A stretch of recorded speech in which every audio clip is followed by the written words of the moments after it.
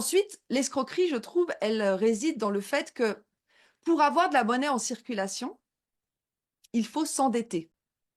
Alors, dans ton livre La Suisse au cœur, que j'ai dévoré et que je recommande vivement, tu dénonces l'escroquerie monétaire. Peux-tu nous en parler? Et justement, hem, pour moi, c'est une escroquerie de demander déjà de rembourser quelque chose que tu n'as pas au départ avec des intérêts en plus.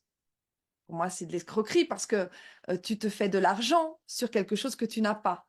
Donc c'est un petit peu, enfin c'est comme imprimer de la fausse monnaie quelque part. Nous, les particuliers, c'est ce que je disais chez Clémence Oudiakova sur Toxin. Si nous, on commence à créer de la fausse monnaie, on va en prison. Et ensuite, l'escroquerie, je trouve, elle, réside dans le fait que pour avoir de la monnaie en circulation, il faut s'endetter.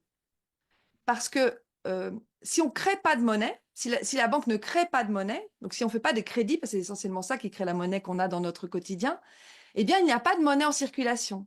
Et quand on rembourse les dettes, eh bien, on diminue la masse monétaire en circulation.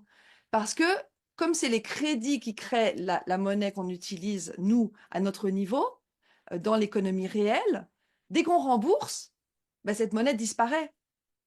Et donc, on en a moins.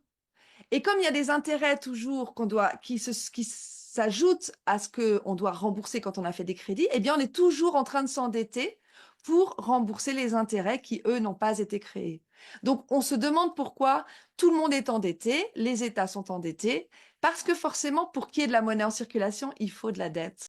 En quelques mots, ça, j'ai fait un petit résumé des choses qui me paraissent les plus importantes, mais je trouve que là, on a quand même un gros truc qui ne va pas avec cette création monétaire par les banques.